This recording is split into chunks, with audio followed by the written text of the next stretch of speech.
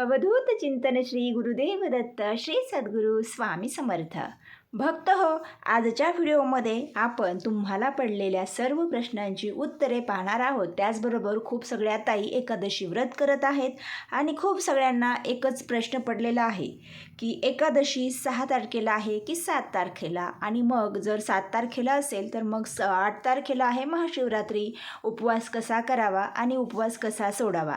आजच्या व्हिडिओमध्ये तुम्हाला एकादशी व्रत कधी आहे किंवा मग ते कसे करायचे, आणि तुम्ही उपवास करत असाल तर तो कधी सुरू करायचा, महाशिवरात्रीचा उपवास कधीपासून धरायचा हे मी तुम्हाला आधीच व्हिडिओमध्ये सांगितलेलं आहे.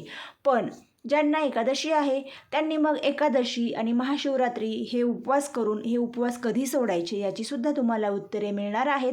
कारण तुमच्या ज्या ज्या कमेंट आहेत त्या कमेंट्सनुसार इथे मी तुम्हाला सर्व माहिती सविस्तर देणार आहे. प्रत्येकाने व्हिडिओ अगदी शेवटपर्यंत पहा. हे व्रतसुद्धा खूप खूप महत्त्वाचं आहे. आणि माहिती पाहत असताना कमेंट्समध्ये श्री स्वामी समर्थ असे लिहा.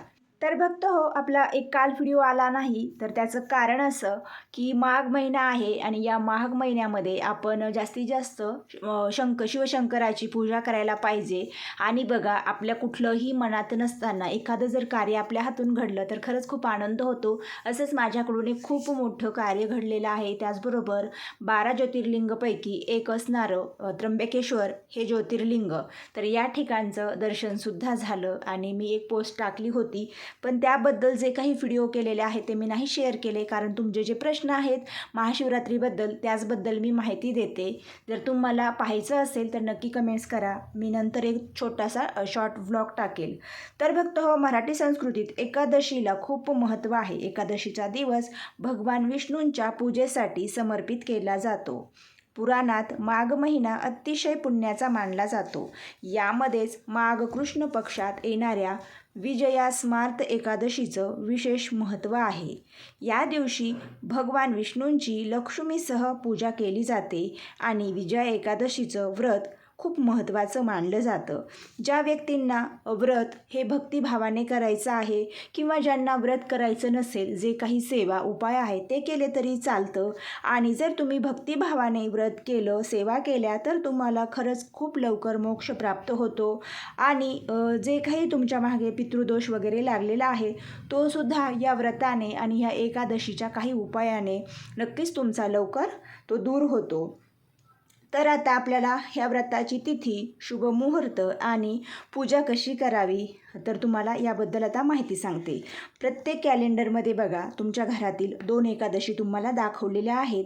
आणि मग प्रश्न पडतो, 6 मार्चला दाखवलेली आहे विजया स्मार्त एकादशी आणि 7 मार्चला आहे भागवत एकादशी. तर मग उपवास आपण कधी करावा. तर बघा, पंचांगानुसार विजया स्मार्त एकादशी 6 मार्च 2024 रोजी सकाळी 6:30 सुरू होईल आणि दुसऱ्या दिवशी म्हणजे 7 मार्चला पहाटे 4:13 समाप्त होईल. म्हणजेच काय, तर 6 तारखेला जे उदय तिथी आहे त्या तिथीनुसार 6 मार्चलाच आपल्याला विजया एकादशीचं व्रत करायचं आहे. म्हणजेच 6 तारखेला मी तुम्हाला याआधीसुद्धा एकादशीचं जे व्रत सांगितलेलं आहे, ज्यांना संतान प्राप्ती, पुत्रप्राप्तीसाठी सेवा करायची आहेत, त्या माझ्या सर्व ताईंनी 6 तारखेला तुम्हाला एकादशी करायची आहे. कारण तोच दिवस आहे, तो जो शुभमुहूर्त आहे त्या वेळेतच आपल्याला हे आपलं व्रत करायचं आहे. तर जे काही माळकरी आहेत आणि जे भाविक भक्त आहेत की ते नेहमीची एकादशी पकडतात, तर त्यांच्यासाठी ही एकादशी दुसऱ्या दिवशीची आहे. कारण जर 2 एकादशी कधीही आल्या तर एक गोष्ट लक्षात ठेवायची, ज्यांना नेहमीची एकादशी आहे त्यांनी. पहिली एकादशी असते वारकऱ्यांची आणि दुसरी एकादशी असते माळकऱ्यांची किंवा मग टाळकऱ्यांची. तर मग आपण माळकरी टाळकरीच आहोत, त्यामुळे आपली दुसरी एकादशी आहे असं सुद्धा म्हटलं जातं की पहिली एकादशी ही देवाने धरलेली असते आणि मग राहिलेली एकादशी ही आपण धरायची असते. हा सुद्धा एक काही भागामध्ये उल्लेख केला जातो. तर फक्त ज्या ताईंना संतान प्राप्ती आणि पुत्रप्राप्तीसाठी हे व्रत करत आहेत त्यांना फक्त 6 तारखेलाच एकादशी धरायची आहे. आता माझ्यासुद्धा ह्या रेग्युलर एकादशी असतात, तर मग मी सुद्धा 7 तारखेला धरणार आहे. आणि जे 7 तारखेला एकादशी धरतील तर मग दुसऱ्या दिवशी 8 तारखेला महाशिवरात्री आहे. तर मग तुम्हाला 7 तारखेला सुद्धा दिवसभर उपवास करायचा आहे. मग फळे फराळ करा. महाशिवरात्रीचा सुद्धा आपल्याला एक टाईम फराळ फळे खाऊनच उपवास करायचा आहे आणि 9 तारखेलाच तुम्हाला उपवास सोडायचा आहे. तर तुमच्या हे लक्षात आलं असेल. आता ज्या ताई 6 तारखेला धरतील त्यांचा 7 तारखेला सकाळी देवपूजा वगैरे करा, देवांना नैवेद्य दाखवा आणि तुम्हीसुद्धा जेवण करा. पुन्हा मग 8 तारखेला महाशिवरात्रीचा जसं आपण उपवास करायला सांगितलेला आहे तसा करा. महाशिवरात्रीबद्दल खूप सगळे महत्त्वाचे व्हिडिओ शेअर केलेले आहेत उपाय, तर नक्कीच तुम्ही ते पहा. तिथेसुद्धा खूप प्रश्न तुम्हाला पडलेले आहेत, त्याबद्दल मी पुढच्या व्हिडिओमध्ये माहिती सांगेन. तर बघा, आता या दिवशी तुम्हाला काय काय करायचं आहे. सर्वात सकाळी उठल्याबरोबर एकादशीच्या दिवशी स्नान वगैरे करायचं, इतर कामे आटपून घ्यायची आणि देवघरामध्ये आपली पूजा वगैरे करून घ्यायची. तर तुमच्या घरामध्ये भगवान विष्णूंचा देवी लक्ष्मींसह छोटा फोटो वगैरे असेल तर तुम्हाला त्याची पूजा करायची आहे. वेगळी पूजा मांडणी नाही मांडायची. देवघरामध्येच तुम्हाला व्यवस्थित अभिषेक वगैरे करून घ्यायचा. फोटो असेल तर एक सुपारी घ्या, त्यावरती अभिषेक करा. नसेल तर मग आपल्या बाळकृष्ण आहेच, बाळकृष्णाचीच आपल्याला सेवा करायची आहे. कारण बाळकृष्ण म्हणजेच भगवान विष्णूंचं रूप आहे आणि आपल्याला मुलगा होण्यासाठी किंवा मग जी काही इच्छा आहे मुलगी होण्यासाठी किंवा मूलबाळ होण्यासाठी तुम्ही सेवा करत आहात. ज्या ताईंना मुलं आहेत पण काहीतरी आजारी आहेत किंवा खूप हट्टी आहेत किंवा विकलांग आहेत, यासाठी आपण सेवा करतो. तर मग बाळकृष्णांच्या मूर्तीवरती अभिषेक करायचा आहे. दह्या दुधाने किंवा मग साध्या पाण्याने केला तरी चालेल. पण अभिषेक करून झाल्यानंतर, पूजा वगैरे झाल्यानंतर जे अभिषेक तीर्थ आहे ते एका वाटीमध्ये काढून ठेवा आणि देवाला नैवेद्य वगैरे करून झाला, आरती करून झाली, शेवटी तुम्हाला ते तीर्थ प्राशन करायचं आहे. फक्त पती पत्नी आणि तुमच्या मुलांना सुद्धा द्या. तर पूजा कशी करावी, साधी सोपी पद्धत आहे, तुम्हाला मी आधीसुद्धा सांगितलेलं आहे. त्यानुसार तुम्ही पूजा करा. बाळकृष्णांना आवडणाऱ्या वस्तू या दिवशी अर्पण करा. तर तुम्ही आवर्जून 11 तुळशीपत्रांची छोटीशी माळ करून ती अर्पण करा. तुळशीपत्र हे आदल्या दिवशीच तोडून ठेवा.